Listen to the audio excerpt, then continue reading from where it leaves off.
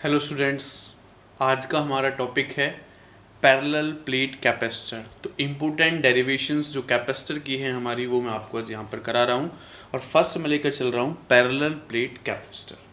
तो parallel plate capacitor क्या होता है, ये हमने लेट किया कि ये हमारे पास दो पैरेलल प्लेट हैं कैपेसिटर की, ठीक है। तो ये हमारे पास पॉजिटिव प्लेट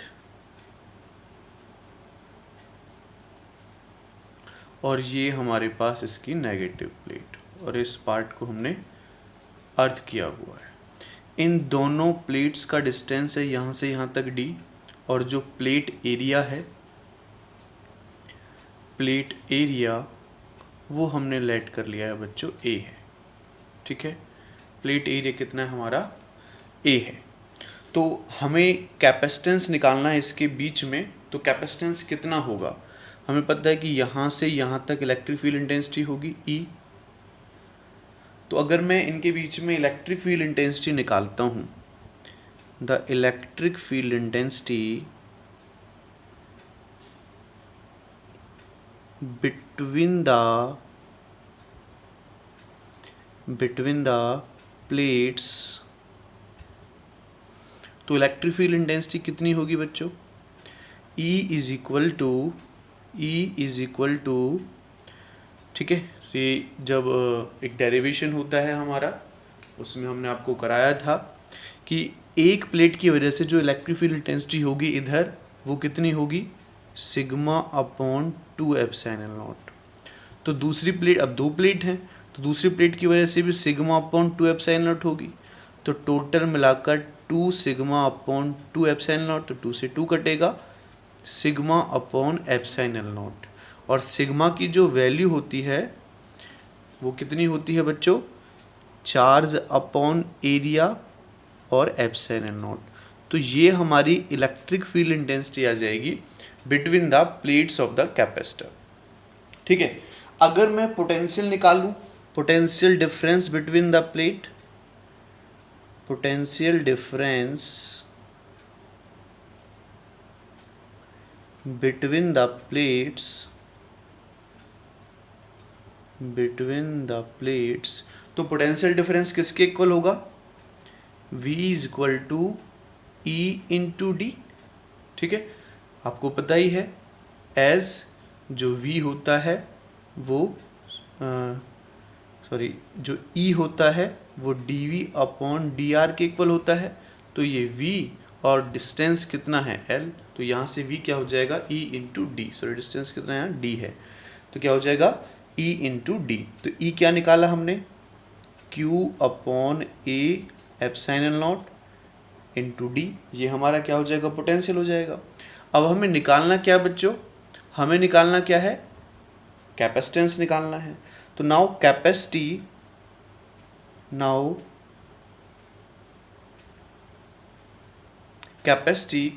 क्या हो जाएगी, capacity of parallel plate capacitor. तो कैपेसिटी क्या होती है पैरेलल प्लेट कैपेसिटर की, C is equal to Q by V, ये फॉर्मूला होता है।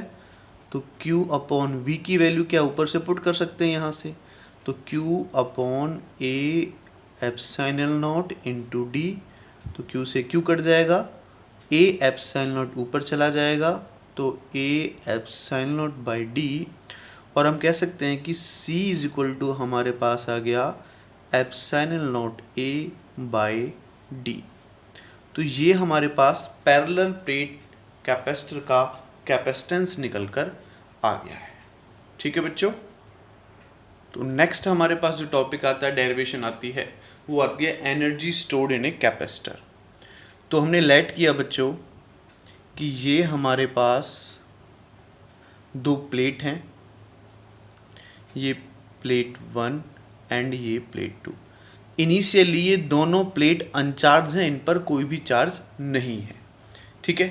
तो हम क्या कर रहे हैं, यहाँ से कुछ पॉजिटिव चार्ज यहाँ पर ट्रांसफ़र कर रहे हैं स्मॉल अमाउंट में, dq अमाउंट में, ठीक है। तो let positive charge positive charge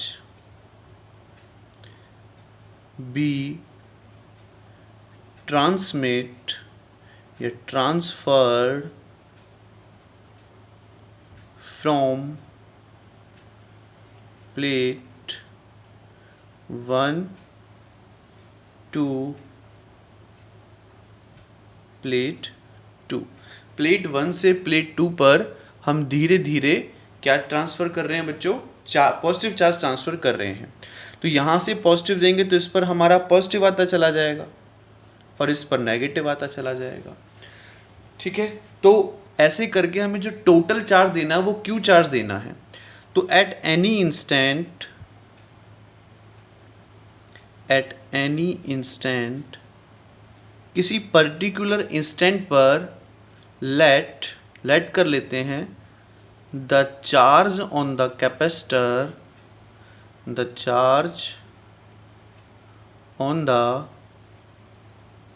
capacitor Q charge आ जाता है। ठीक है, इसका जो कैपेसिटेंस है वो कैपेसिटेंस है इसका C, तो इस पर क्यू चार्ज आ गया। तो नाउ पोटेंशियल कितना हो जाएगा?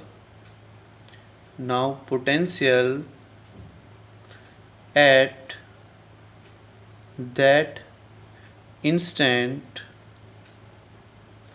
तो उस इंस्टेंट पर पोटेंशियल कितना हो जाएगा? V is equal to Q by C, इतना पोटेंशियल होगा। अब थोड़ा थोड़ा डी क्यू अमाउंट में मैं यहाँ से यहाँ तक चार्ज ट्रांसफ़र कर रहा हूँ। तो नाउ अगर मैं थोड़ा सा चार्ज और ट्रांसफ़र करूँ तो कितना वर्क डन करना पड़ेगा? Small amount of work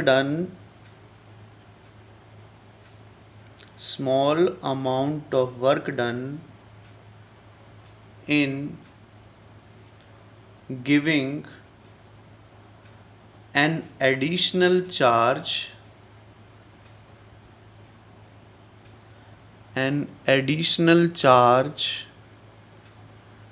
dq। ठीक है, एडिशनल चार्ज dq अगर मैं और देता हूँ तो कितना वर्क डन हमें करना पड़ेगा? Small amount of work done dw। तो वर्क डन किसके इक्वल होता है बच्चों? पोटेंशियल इनटू चार्ज के इक्वल होता है।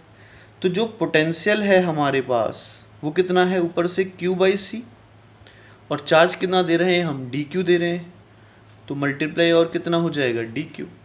ठीक है, तो dw क्या हो जाएगा? Q by C into dq के इक्वल। ये small amount of work done आया।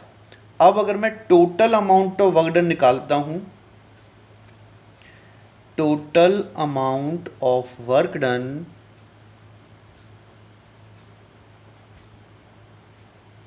in giving charge from 0 to Q। तो धीरे धीरे मैं यहाँ से यहाँ तक पॉजिटिव चार्ज ट्रांसफ़र कर रहा था, यहाँ से पॉजिटिव जाएगा तो यहाँ पर उतना ही नेगेटिव रह जाएगा। तो धीरे धीरे करके इस पर मान लेते हैं कि प्लस का Q फाइनल चार्ज आएगा और इस पर माइनस का Q फाइनल चार्ज आएगा। तो मुझे कितना अमाउंट ऑफ वर्क डन करना पड़ेगा? तो टोटल अमाउंट निकालने के लिए इंटीग्रेशन करना पड़ेगा। तो W is equal to integration of Q by C D Q. तो डी क्यू की वैल्यू 0 से Q तक चेंज हो रही है, इसका इंटीग्रेशन कर देते हैं। 1 बाई सी हमारा कांस्टेंट है। ठीक है, Q का इंटीग्रेशन करो डी क्यू के विद रिस्पेक्ट टू, तो Q की पावर 1 है, पावर में एक ऐड होगा तो क्या हो जाएगा? 2। तो क्या हो जाएगा यहाँ पर? Q स्क्वायर बाई 2, और 0 से क्या हो जाएगा? Capital Q। लिमिट पुट कर दो, W is equal to 1 by C. पहले इसकी जगह पर 1 बाई 2 सी बाहर लेते हैं, 2 भी कांस्टेंट। इसकी जगह पर पहले अपर लिमिट पुट करेंगे तो ये हो जाएगा Q स्क्वायर, और माइनस करके लोअर लिमिट पुट करेंगे तो 0 का स्क्वायर। तो हमें जो यहाँ से मिला वो मिला Q स्क्वायर बाई 2c। ठीक है, तो यही वर्क डन पोटेंशियल एनर्जी की फॉर्म में हमारा स्टोर हो जाएगा। दिस अमाउंट ऑफ वर्क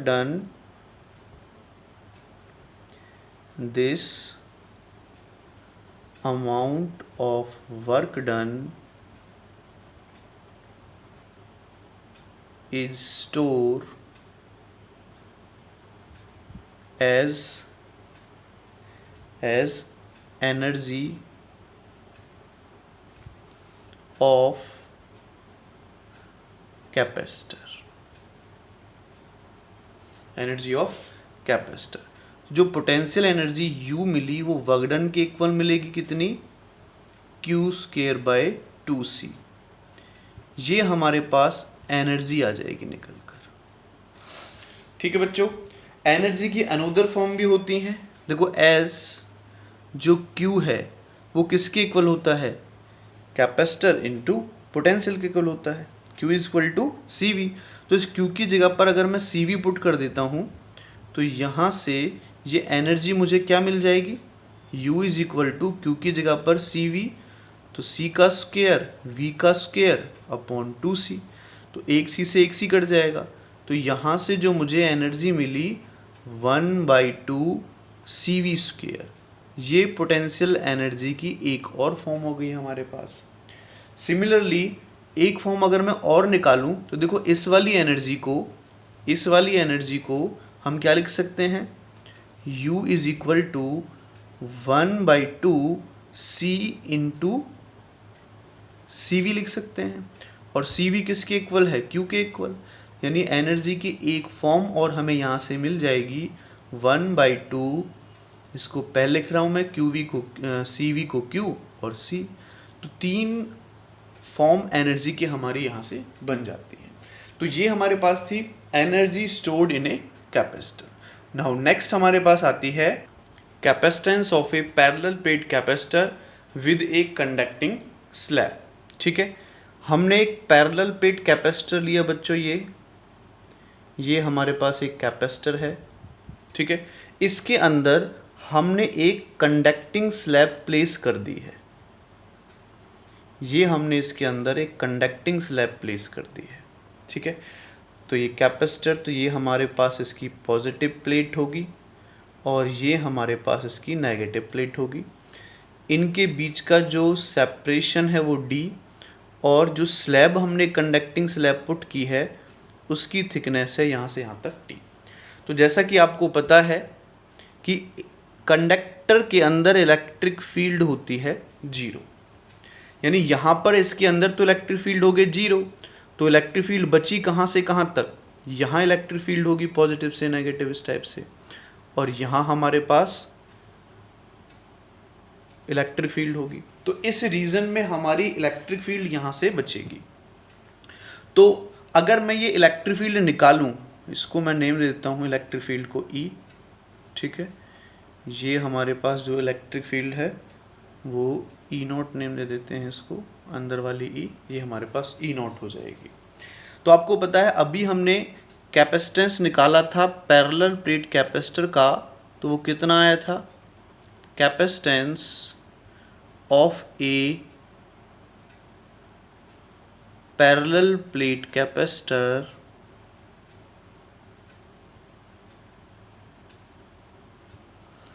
तो वो आया था C = ε0 A/D। ठीक है, ये अभी हमने थोड़ी देर पहले निकाला था। तो अब हम इसमें निकालेंगे, देखो इलेक्ट्रिक फील्ड इतने एरिया में है, यहाँ तो है नहीं, तो अगर मैं पोटेंशियल डिफरेंस निकालूं बिटवीन द प्लेट तो वो कितना होगा, potential difference between the plates के बीच का जो पोटेंशियल डिफरेंस होगा V, वो आपको पता ही है किसके इक्वल होता है, इलेक्ट्रिक फील्ड इनटू डिस्टेंस। तो अब देखो इलेक्ट्रिक फील्ड कितनी है, E0 है, और कितनी डिस्टेंस में है, T डिस्टेंस में तो 0 है, टोटल यहाँ से यहाँ तक का डिस्टेंस D है, तो D में से T माइनस करेंगे तो ये डिस्टेंस आएगा। तो कितने डिस्टेंस में है, D माइनस T डिस्टेंस में हमारी इलेक्ट्रिक फील्ड है। बट T में तो 0, तो यहाँ से यहाँ तक D, T में 0, तो ये कितना बच जाएगा, T माइनस D के इक्वल बच जाएगा। ठीक है, और इलेक्ट्रिक फील्ड जैसा हमने देखा था, इलेक्ट्रिक फील्ड इसके बीच में कितनी होती है, sigma upon ε0 D minus T, और सिग्मा किसके इक्वल होता है, charge upon area ε0 D minus T। तो इतना पोटेंशियल हमारा निकल कर आ जाएगा इनके बीच में। अब हमें निकालना क्या है, कैपेसिटेंस निकालना है, कैपेसिटी निकालनी है। तो अगर मैं कैपेसिटेंस निकालता हूँ, कैपेसिटेंस, तो कैपेसिटेंस का फॉर्मूला क्या होता है बच्चों, Q बाई वी। तो Q बाई वी की वैल्यू कितनी है, ये इसको उठाकर V की जगह पर पुट कर देते हैं। तो क्या हो जाएगा देखो, Q by A epsilon not into D minus T. तो Q से Q कैंसल आउट हो जाएगा, ये कहाँ जाएगा, ऊपर जाएगा, ये ऊपर जाएगा तो क्या हो जाएगा, epsilon naught A upon D minus T. ठीक है, नेक्स्ट स्टेप में देखो, C is equal to D minus T में से मैं D कॉमन ले सकता हूँ, epsilon naught A upon D. अगर देखो इन दोनों में से मैं D कॉमन ले लेता हूँ, तो कॉमन लेने का मतलब क्या होता है, डिवाइड करना। तो D को D से डिवाइड करूँगा, यहाँ 1 माइनस टी अपॉन इसको D से डिवाइड करूँगा तो T बाई डी आ जाएगा। लेकिन ये देखो epsilon naught A by D किसके इक्वल हो गया, epsilon naught A by D, epsilon naught A by D C के इक्वल हो गया, जिसको मैं सी नॉट कह देता हूँ फ्री स्पेस के लिए। तो सी इज इक्वल टू क्या हो जाएगा, C not upon 1 minus T by D. तो ये मेरा यहाँ से कैपेसिटेंस निकल कर आ गया इसका। ठीक है, तो ये कैपेसिटेंस आ गया किसका, पैरेलल प्लेट कैपेसिटर का कैपेसिटेंस आ गया, जब हमने यहाँ पर क्या पुट किया था, जब हमने कंडक्टिंग स्लैब यहाँ पर पुट की है। नाउ अब हम देखेंगे capacitance of A parallel plate capacitor with A dielectric slab. जैसा हम देखा था कंडक्टिंग स्लैब के अंदर तो इलेक्ट्रिक फील्ड 0 होती है, लेकिन डाइलेक्ट्रिक स्लैब के अंदर इलेक्ट्रिक फील्ड होगी। तो ये हमारे पास दो पैरेलल प्लेट हैं कैपेसिटर की। अब हमने इसके अंदर एक डाइलेक्ट्रिक स्लैब डाली है बच्चों, जिसका डाइलेक्ट्रिक कांस्टेंट मान लेते हैं K है। ठीक है, अब इसके अंदर इलेक्ट्रिक फील्ड होगी, जिसको मैं E लेकर चल रहा हूँ। ये कैपेसिटर है, तो ये कैपेसिटर की पॉजिटिव प्लेट और ये कैपेसिटर की नेगेटिव प्लेट होगी। प्लेट्स के बीच का सेपरेशन D और इसकी जो थिकनेस है यहाँ से यहाँ तक वो T। तो यहाँ से बाई इंडक्शन ये हमारा नेगेटिव हो जाएगा, ये हमारा पॉजिटिव हो जाएगा। तो इधर हमारी इलेक्ट्रिक फील्ड इंटेंसिटी होगी इसमें, यहाँ से यहाँ इलेक्ट्रिक फील्ड इंटेंसिटी होगी। ठीक है, ये हमारी ई नॉट इलेक्ट्रिक फील्ड इंटेंसिटी होगी, यहाँ भी। लेकिन इसमें जो इलेक्ट्रिक फील्ड की डायरेक्शन वो पॉजिटिव से नेगेटिव अपोजिट डायरेक्शन में हो जाएगी। ठीक है, पॉजिटिव इधर नेगेटिव इधर, तो अपोजिट डायरेक्शन में हमारी इलेक्ट्रिक फील्ड होगी। तो अगर मैं यहाँ पर अब, जैसा हमको पता है कि कैपेसिटेंस पैरेलल प्लेट कैपेसिटर का कैपेसिटेंस क्या होता है, C not A by D. Now अगर मैं अब इन दोनों प्लेट्स के बीच में, ये प्लेट 1 और ये प्लेट 2, तो 1 और 2 प्लेट के बीच में अगर मैं पोटेंशियल निकालता हूँ तो वो कितना होगा। तो now potential difference between the two plates, तो V इज इक्वल टू, देखो एक तो E नॉट है इलेक्ट्रिक फील्ड इतने स्पेस में जैसे पहले था, तो E नॉट किस में है, D माइनस टी जगह में है। किस में है, D माइनस टी जगह में है। यहाँ से यहाँ तक हमारा D और ये हमारा T। तो E नॉट कितने स्पेस में है, D माइनस टी, माइनस कर देंगे D में से T जैसे पहले किया था। अब ये E और है तो प्लस E कितने स्पेस में है, T स्पेस में है। तो E इंटू क्या हो जाएगा, T हो जाएगा हमारे पास। ठीक है, S जो डाइलेक्ट्रिक कांस्टेंट होता है, डाइलेक्ट्रिक कांस्टेंट, ठीक है, K वो किसके इक्वल होता है, E नॉट अपॉन E के इक्वल होता है। तो यहाँ से अगर मैं E निकालूं तो ये इधर आ जाएगा, ये इसके इधर आ जाएगा, तो क्या हो जाएगा ई नॉट अपॉन के। तो इसकी वैल्यू को उठाकर हम यहाँ पर पुट कर देते हैं। तो जहाँ पोटेंशियल क्या हो जाएगा, नाउ जो हमारा पोटेंशियल है वो क्या हो जाएगा, V is equal to E not D minus T and plus E. ठीक है, ई की जगह हम पुट कर देंगे ई नॉट अपॉन के, ई नॉट अपॉन के और टी। तो ई नॉट यहाँ से कॉमन हो जाएगा, तो V इज इक्वल टू हो जाएगा ई नॉट डी माइनस टी, और यहाँ से ई नॉट मैंने दोनों से कॉमन ले लिया, यहाँ बच जाएगा टी बाई के।